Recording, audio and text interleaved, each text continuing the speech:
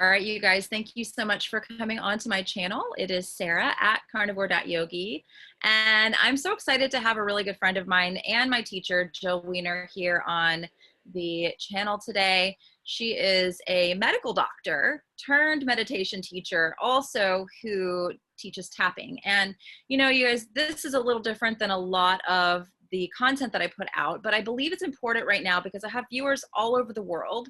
I value you guys, and I see people dealing with a situation that we have never dealt with before in our time, and people that are dealing with very complicated emotions. They're very stressed out, and you know, stress does affect the immune system. So, you know, I'm bringing this to you guys. Hopefully we're going to be able to give you guys some techniques and some tools that will help you at home with the emotions you're dealing with, so that you can be as well and happy during this time as possible. So without further ado, let me go ahead and introduce Jill to you guys. Thanks for having me, Sarah. It's great to be on your channel here. Yeah. And I think for people that don't know you, which is most of my viewers, would you tell everyone a little bit about your journey from being a medical doctor into a meditation teacher and then to the tapping? I know that's like a loaded question. That's a loaded question. I'll try to keep it brief, like super high level, and then if you want to dive in, dive in.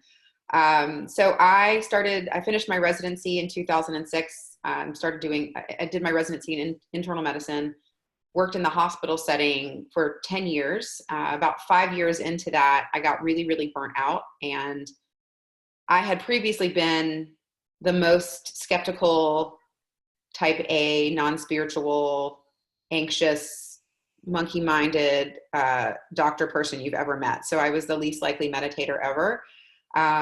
But my burnout was so bad, and I was like kind of at a rock bottom in terms of that my mind was just open enough that when I met someone who told me they meditated twice a day, I was fascinated. So I ended up going to hear his teacher speak, who happened to be coming through Chicago like 2 days later, and signed up to take this class. The technique is called Vedic meditation. And it was totally life-changing. It was kind of absurdly expensive at the time. And I was like, what am I getting myself into? But I knew I just could tell it was something I had to do. And signed up, and it was totally life-changing, made my burnout go away, had a very successful academic medical career, and then decided after my first trip to India that I wanted to become a teacher in the tradition. And so I did my 3-month teacher training in India. And then at that point decided, because I always thought I would still practice medicine part-time and teach meditation. But once I was out of medicine for a few months, had done my teacher training, realized I had this skill that I could teach people to help them from getting to the point where I had gotten to. Then I decided to teach meditation full-time. So that was the meditation part of it. And I started teaching meditation in 2016. I've been practicing since 2011. And then in probably 2017, I was teaching my course at a healthcare conference, actually a conference for women physicians. And the other speakers there, in addition to me, were the psychiatrist and a psychologist who worked at the VA hospitals using this technique called tapping, or the emotional freedom technique, using that with veterans at the VA to help them with their PTSD. And that was the first I had heard about that. And I thought it sounded really cool. And then I met a woman who was a tapping coach here in Atlanta, and I did some work with her that was totally incredible. I had been going through some pretty tough personal stuff, and she helped me feel like myself for the first time in months. So I signed up to work with her, and eventually she trained me to become a tapping practitioner. And so now I do tapping and meditation with my clients, who are about 50% healthcare professionals and 50% regular normal people. And I find that the two really complement each other, because the meditation is more like a global change in outlook and change in your body's physiology, all sorts of great health parameters with meditation. And then the tapping is more like a spot cleaning. You can address a specific issue, and the meditation makes the tapping work better. So it all works really well together. Wow, that's amazing. What kind of benefits did you have right away from meditation that just made you say, all right, I'm going to invest in this, like do this, go to India? Because Yeah. that's a huge shift from being a medical doctor, working so hard, spending all that time with your education, and then, you know, helping patients, to say, I'm just going to do the So what kind of shifts did you have when you began practicing? Well, it's interesting because like, I think for me, even before the benefits was the experiences while I was meditating, and the feeling I had while I was meditating was like, A, I can do this. It's easy. It feels good. And B, I'm having like experiences while I'm meditating that allow me to know that I'm doing something real. And that happened immediately. So for me, the like skeptic, I really needed some positive feedback that what I was doing was something real. So my first experiences weren't like mystical. They weren't like, I wasn't levitating or anything like that. And I still haven't levitated, and I'm not like shooting for that. But so that was the first thing. And then within 3 weeks, I had lost my road rage. During my time of burnout, I was crying every day. I had zero reserves. I wasn't able, if one thing would go against my expectations, I would just start crying and get up and leave my job. Not in the middle of seeing patients, but once I had seen my patients in the afternoon when I was getting all my charting done, if anything would happen, I would just be like, I can't be here anymore. And I would just, one of the signs of burnout versus depression is the rest of your life is mostly okay, but it's the situation that's giving you the burnout that's making you feel that way. So I felt my baseline level of okay, which wasn't that amazing, but I felt like my baseline level of okay outside of work, but in work, I was just done. So I stopped crying every day. My burnout went away. I started to have more compassion for my patients. I was able to put myself in their shoes much more easily. I was a lot nicer to my residents. I didn't mean to be mean, but I think my intensity as a person kind of came out a lot in my teaching, which was hopefully theoretically from a good place, but that got better. Much more compassion. I mean, just everything in my whole life changed. And then I had some physical symptoms like irritable bowel that got a lot better. Much more self-awareness, much less of a, it's all about me mindset in my relationships. So my personal relationships got a lot better as well. Wow.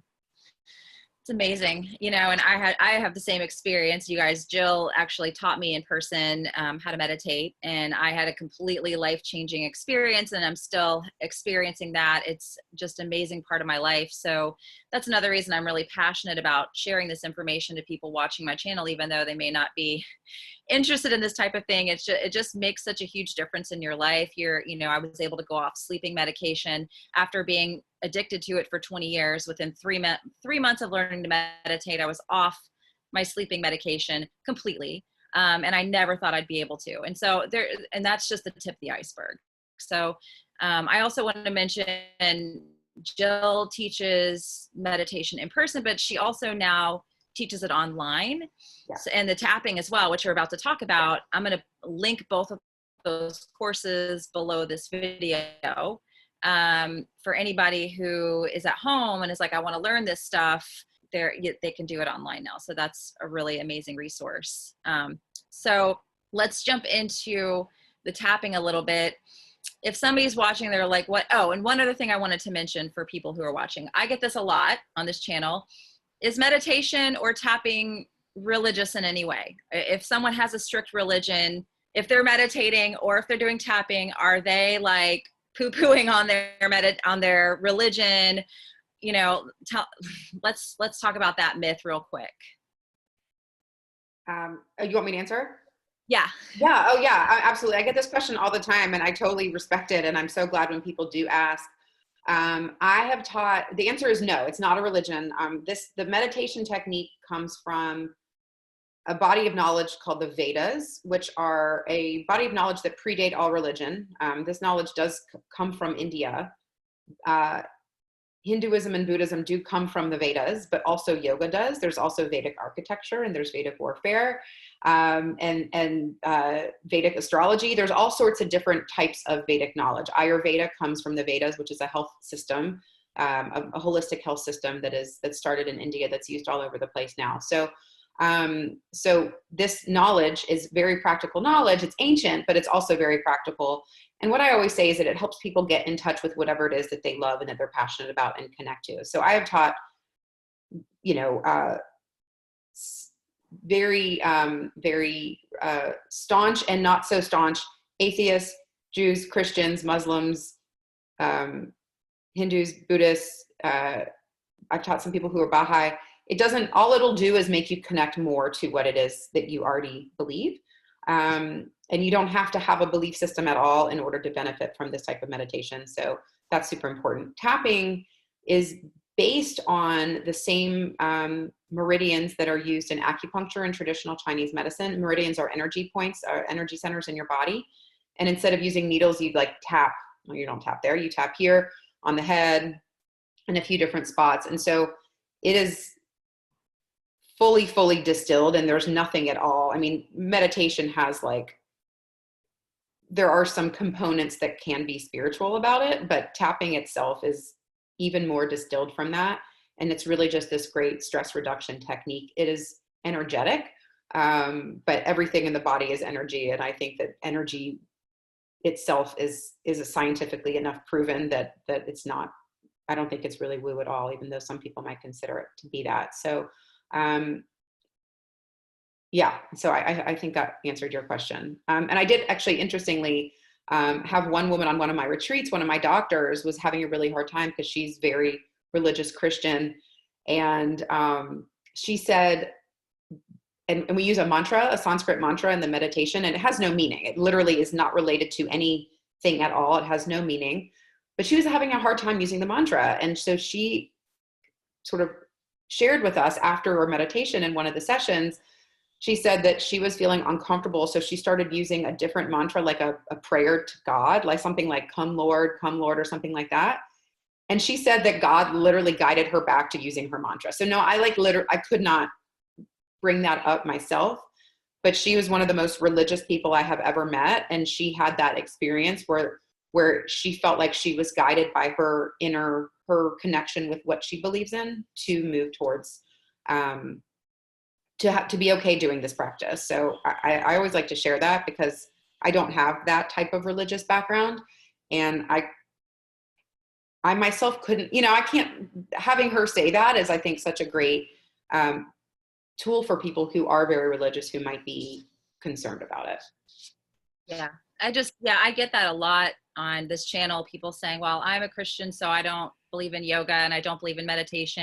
And for me, it's the same, like my religious views, which I don't throw out there really, but my connection to my higher power has been strengthened tenfold through meditation, because I believe meditation, there's an aspect of it where you're quiet and you're able to listen to God. You're able to connect more to that voice, and allow you to, just deepen that connection. So that's, I just felt like it would be a good idea to address that for anyone watching who's like, well, I can't do this because it's religious. It's not, there's no, you're not going against your chosen religion at all, or your born religion. It's just not a thing. Yeah. And I've taught Muslim people too. I mean, it's so beautiful to have, I think what it does is it connects people more. It's allowed me to, because I was raised in one religion, and then was in my schooling was in a completely different religion that was very, very intense. So I spent my whole life feeling a little bit like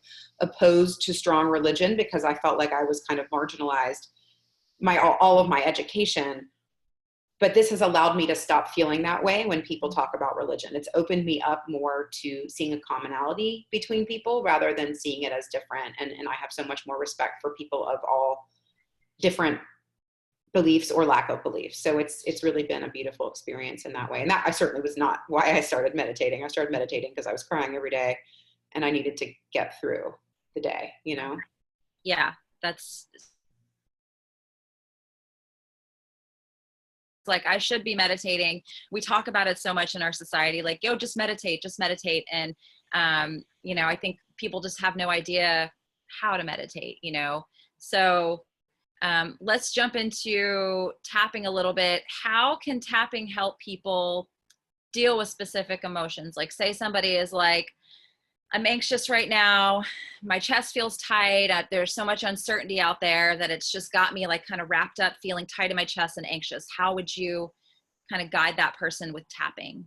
Sure. So tapping can be done in many different ways. You can tap on your own without anyone around you, without even watching a video, once you know what to do. And you don't have to have a certification in tapping to tap with yourself. You can do it watching, like on YouTube. You can just search tapping for whatever your emotion is, or a phobia, because tapping can be used for to process difficult emotions, phobias, traumas, difficult relationships, pain, sleep issues, addictions. It can be used for all sorts of things. So what I would say would be to search whatever it is that you're looking to tap on. But it's all gonna, and then the third way to do it is to do it one-on-one with somebody who is a trained tapping practitioner to take it a little bit deeper. You can get great benefits from the other ones, but doing it one-on-one will take it just to that next level, as what most things would be, like, versus, taking a workout class versus having a trainer. So it's based on your emotion. So you're going to get the most benefit and the most impact from tapping if you are able to tune into what emotion you are feeling in that moment. Bonus points if you can feel where you're feeling, like, I'm having fear right now, I'm having anxiety, I'm having frustration that there's no food in my grocery store or whatever. Where do you feel that emotion in your body? That's like a bonus point that's not needed, but that's also good to be able to tap into that, but not at all necessary in order to benefit from tapping. So you're going to take whatever emotion that you're feeling, and you can use that to just Google what you want, or search in YouTube, or you can write down, we call it a setup statement. And it's, even though I'm feeling, fill in the blank with your emotion, I love and accept myself. And you repeat that 3 times, and you tap on this one tapping point here called the karate chop point. So it would be, even though I'm feeling fear that I might lose my job because of the crisis, I love and accept myself. Even though I'm feeling fear that I might lose my job because of this crisis, I love and accept myself. And you say it a 3rd time. And then you start tapping through the meridians. They start at the top of the head. And you would say, I have all this fear, so much fear. I'm having all this fear about this crisis. I'm afraid I'm going to lose my job. I'm afraid I won't be able to support my kids. What's going to happen if I have no money? I'm afraid. I'm having all this fear, so much fear. And you go through that like 3 times, and then you pause and take a deep breath, and then you say, all right, how's my fear? And before you even start tapping, you want to check in with how strong that emotion is. So if you're like 0 to 10, so if you're like, oh my God, this fear is all consuming, I can't breathe, it's a 10. If the fear is like, nah, I think about it once a week, maybe a little bit once a day, it's 1 or a 2, but it's your own personal range. And every time you do a few of the tapping sequences, you check in to see how much better it's getting. It may not always get better right away, because as you're tapping, you're kind of unlocking stuff that you've repressed inside your brain. Your subconscious will start to speak a little bit, and it'll be like, no, you're afraid about this too. Like, I was tapping with someone the other day, and they started with, I'm afraid of getting, what was it? I think she said, I'm afraid of getting sick. And then we did 1 round, and she said, I'm afraid for my parents. I'm afraid for their health. So it was like, and then it became all about them. So that's what was really underlying her fear, but she didn't know that until we started tapping. So it's going to change paths sometimes. Wow. And, so the tapping, how does that transform the emotion? How does it shift it? It does. So, first off, a lot of people think it's really weird that you're saying the negative thing over and over again, because we're trained like positive mental attitude, and what you put your attention on grows. And in the spiritual community, and I think in like regular life too, you kind of know that. Everyone you're walking around being like, life sucks, then your life's gonna suck. But what we're doing here is we want to be connected to the intensity of the emotion, the negativity of it. We want to like harness that. If you're not feeling it in the moment, then like think about it and cultivate it, because what you're doing as you're tapping, you're sending calming messages to your brain stress center, the hippocampus and the amygdala, for anyone interested. The hippocampus is the part of your brain that's like, is that stressful? Is that stressful? Is that stressful? And that's like taking note of all the things around you to determine if it needs to then tell the amygdala whether or not to have a fight or flight response.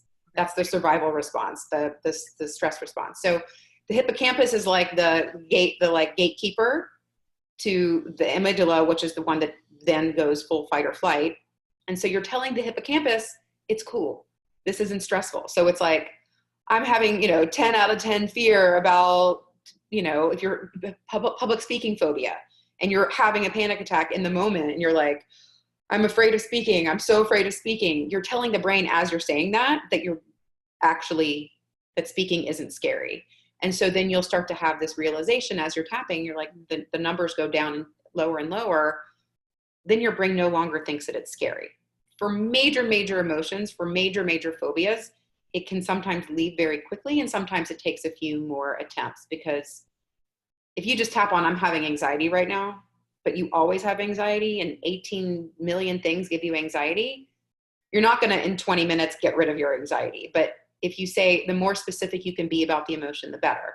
So I'm anxious about whatever it is you might be anxious about. Specifically, I'm anxious that if I spend all this time in my house with my family, I'm going to go nuts and pull all my hair out. That's specific, and that's really, really good. And it's going to get rid of that anxiety. So once that emotion is shifted, it's actually gone. It doesn't generally come back as long as you're being specific about the component of that emotion. And then what you can do once your intensity level gets down to like a 0, 1, or 2, then you can start tapping in positive stuff, which would look like, I have this fear, but I'm going to keep myself well educated. And I know that I'm going to tune into my inner voice, and I'm doing everything that I can. And I'm going to focus on love with my family. And I'm going to do my best to enjoy this time I have in my home. And I'm going to reconnect with friends and family by phone every day. And I'm doing what I can. And I'm feeling this fear leaving my body. And it feels so good to have this fear leave my body. Stuff like that. But you can't do that positive until you've gotten the negative out. Because if you just start saying like, your life is amazing, I'm not scared at all, but you're like 10 out of 10 fear, it's not going to work. Wow. That's so different from what, you were saying. Everybody wants to say, let's be positive, let's talk positive and have positive thinking. And yes, we want that, but this is kind of a pathway that we have to kind of acknowledge that fear and the tension and the negative thoughts. We have to acknowledge them, or they're just going to kind of hang out, right? Exactly. If you try to shove them away, they're not going to go anywhere, and they're going to come out in other ways, and you'll be lashing out at people and doing all sorts of stuff. Yeah. And then those, as a medical doctor, I'm sure that those stress hormones lower the immune system, and that our thoughts are so powerful that they have the ability to tell the body to produce chemicals that could lower our immune system. So this is like really important right now that we help people with this type of thing. And we were talking before we set the recording on, and Jill's actually going to be doing on her Facebook page, which I'm going to link below this video. During this really uncertain time, a lot of us are at home. Most of us have kids that are out of school. On her Facebook page, tell everyone a little bit about what you're planning on doing just during this next time here of uncertainty and stress that everyone's going through. Yeah, absolutely. So thank you for mentioning that. I'm going to be going on my Facebook account, which is at Jill Wener MD Meditation. I'm going to be going on there live every day at noon Eastern time, and I'm going to be basically available for people who are having emotions. This is for healthcare professionals and other people having any emotions right now during this time of lockdown and social distancing. Whatever emotions you're feeling, you can come on, and I'm working out all the details of how to bring you on to the camera. But each day I'll bring one person on and do a tapping session with them. It won't be a full hour. It'll probably be like 15, 20 minutes, but working through stuff. And then you can if you don't want to do it, you'll be on with me. So people will be watching, and then it's going to go onto my YouTube channel. But you can watch, and you can actually, one of the cool things about tapping is this thing called borrowed benefits, where you can tap along with it's like watching someone else play a video game and getting benefits from it. So you can actually, Sarah, if you and I were to do a tapping session right now, people at home watching could tap along with you. Not even thinking or saying the exact same things that you're saying, or that when you do a tapping session with a coach, I speak for you. So I'd be like, I'm, like I speak in first person as you, and then you repeat after me. Like I'm almost your proxy. You can repeat after me, thinking of your own issue, and still get benefits from it. It's called borrowed benefits, and it's a really cool thing. So just by watching it and tapping along with us, if you're having your own fear or similar with that emotion, you can do that. You can get benefits from it even if you aren't the person that comes on live with me, and that coming on live may not be your jam. But I'll be doing that every day at noon Eastern time. And if no one comes on, I'll just do a tapping thing for people to watch. Yeah. If no one wants to do it live with me, I'll just do like a sample one about a certain emotion that maybe I'm feeling that day, and then you can tap along with that. So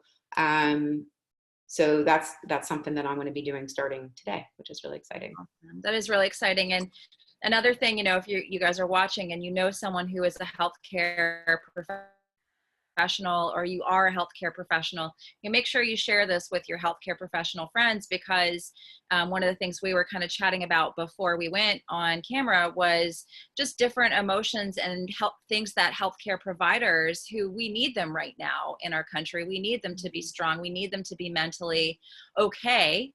It's a very stressful time. So you talked a little bit about some of those emotions that those healthcare workers may be going through right now, and kind of addressing some of those things on your having a YouTube channel as well, right? Yeah. I'm creating a 7-day emotional survival kit for healthcare professionals, and that's not going to be a live thing. That's going to be something you can just sign up for, and you'll get like a daily tapping sequence about a particular issue, and anyone can sign up. You don't have to be a healthcare professional, but it's going to be geared towards issues that they're experiencing. And then this on top of that. So, I mean, I've talked to healthcare professionals. They're feeling guilt, like I'm bringing this I might be bringing it home to my family. Guilt, I am not on the front lines. I'm a specialist and I'm not in there enough. Fear, resentment that yet again, this job is putting me at risk. I mean, there's so many things. Doctors and healthcare professionals, they're people, and we forget all the stuff they might be going through. And I just, saw some pretty scary statistics. There's 2 ER doctors now that are pretty sick. And I think they're both one's under the age of 60. So there's a lot of emotions coming up. And I think the more that we can all help each other, the better. I agree. I love that. And, for anybody watching, what are some ways that they can find you, get in touch with you if they want to work further with you? I'll make sure I link all the stuff that you're going to mention below as well. Sure. So my website is jillwener.com, WENER.com. I'm on Twitter at JillWenerMD, Instagram. You can find me in a couple different ones, but I would just say, for this purposes, Conscious Health ATL, and then or at Jill Wener MD, also on Instagram.